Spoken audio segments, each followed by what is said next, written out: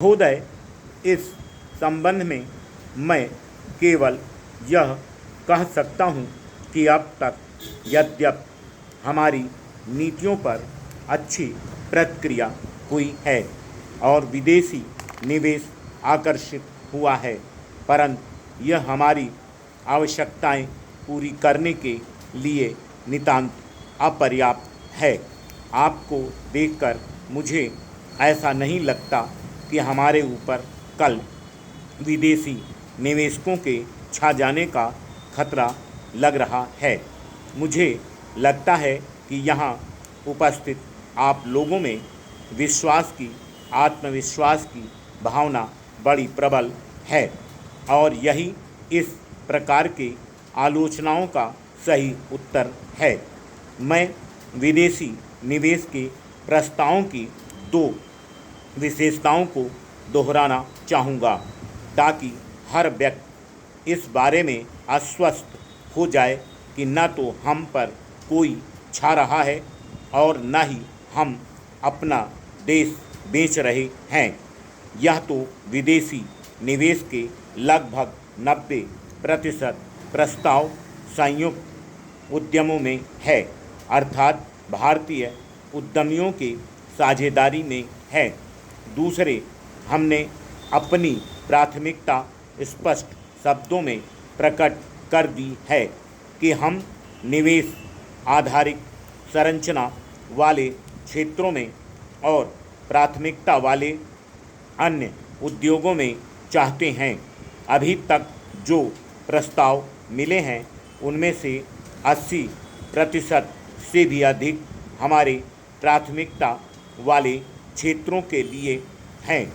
विदेशी निवेश के लिए प्राथमिकता वाले क्षेत्रों का निर्धारण कर लिया गया है और जिन विदेशी निवेशों को स्वीकृति दी गई है उसका भी एक बहुत बड़ा भाग बिजली, पेट्रोलियम, धातुकर उद्योगों, रसायनों, इलेक्ट्रॉनिक्स उद्योगों, बिजली के उपकरणों आदि के लिए है। यह आशंका कि विदेशी निवेशक केवल उपभोक्ता सामानों के लिए हमारे बाज़ारों में पैठ करना चाहते हैं, उसका समर्थन सरकार को मिले प्रस्तावों या स्वीकृत प्राप्त प्रस्तावों से नहीं आता।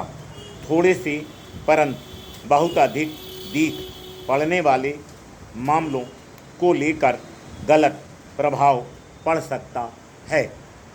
औद्योगिक और आधारिक संरचना वाली परियोजनाओं को पूरा होने में लंबा समय लगता है।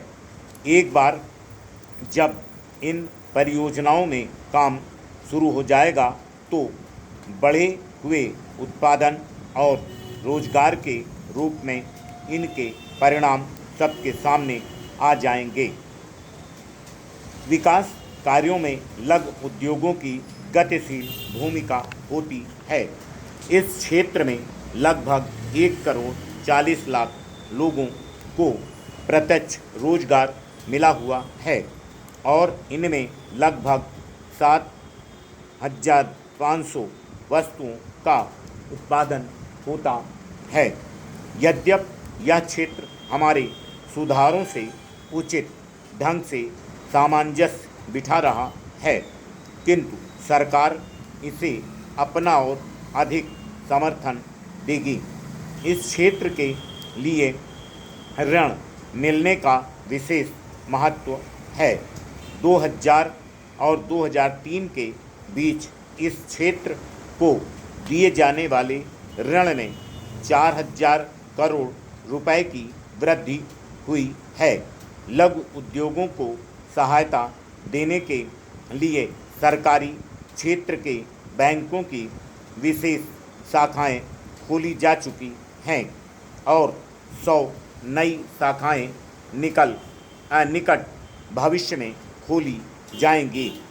अलीगढ़, लुधियाना, तटवर्ती केरल और हावड़ा में लघु उद्योगों की बस्तियों में प्रौद्योगिकी को सुधारने और आधुनिकीकरण के लिए भारतीय लघु उद्योग विकास बैंक सहायता देगा।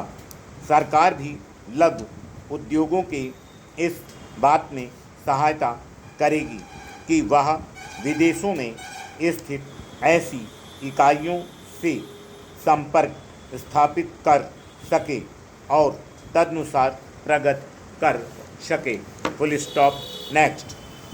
सभापति महोदय, महान शिवाजी के समय से प्रायः 300 वर्ष से पूना भारत का एक महत्वपूर्ण नगर रहा है।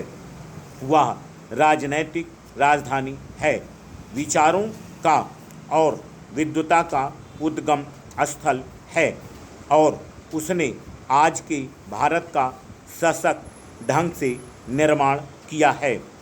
19वीं शताब्दी के मध्य में पूना के अनेक महान नर नारियों ने हमारी बौद्धिक जागृत, राजनैतिक सबलता, सामाजिक सुधार और सांस्कृतिक नवोत्थान के आंदोलन की अगुवाई की। यह विश्वविद्यालय अपेक्षाकृत नव स्थापित है, लेकिन इसके पीछे महान विद्वानों और विख्यात संस्थाओं द्वारा छोड़ी गई समृद्ध विरासत है। मुझे 2.5 वर्ष तक यहाँ के स्कूल में पढ़ने का स्फूर्तिप्रद अवसर मिला था। इस प्रकार मैंने इस नगर की स्वावलंबन और सादगी की परंपरा से लाभ उठाया है। पूना की एक पुरानी छात्रा होने के नाते मुझे गर्व है कि आप आज प्रातः मुझको डी.लिट की डिग्री से सम्मानित कर रहे हैं। इस अवसर का लाभ उठाते हुए मैं इस नगर के प्रति अपनी कृतज्ञता व्यक्त करना चाहूँगी, जहाँ मुझे अपने विकास काल वर्षों में बहुत कुछ उपलब्धि हुई थी। मैं देख रही हूँ कि कुछ युवा इस बात से नाराज हैं कि यह विश्वविद्यालय प्रधानमंत्री को सम्मानित कर रहा है। मैं उनसे निवेदन करना चाहूँगी कि यह सोचना उचित नहीं है कि प्रधानमंत्री को विश्वविद्यालयों से संपर्क स्थापित करने की आवश्यकता नहीं होती। मुझे यह सोचने पर बाध्य होना पड़ रहा है कि जो लोग प्रतिवाद कर रहे हैं वह शिक्षा को राजनीति से अलग रखने की बात नहीं सोच रहे, बल्कि वह चाहते हैं कि यह विश्वविद्यालय उनकी अपनी राजनीति से ही जुड़े। मुझे यहाँ बुलाया गया, इसे मैं अपना व्यक्तिगत सम्मान न मानकर यह मानती हूँ कि यह कार्य जगत और विचार जगत के बीच जो संबंध होना चाहिए उसकी स्वीकृत है। जब ये संबंध सुदृढ़ होते हैं तभी समाज की नींव ठोस बनती है। सुदृढ़ संबंध से मेरा तात्पर्य यह नहीं कि विश्वविद्यालयों को शासकीय अधीनता में रहना चाहिए।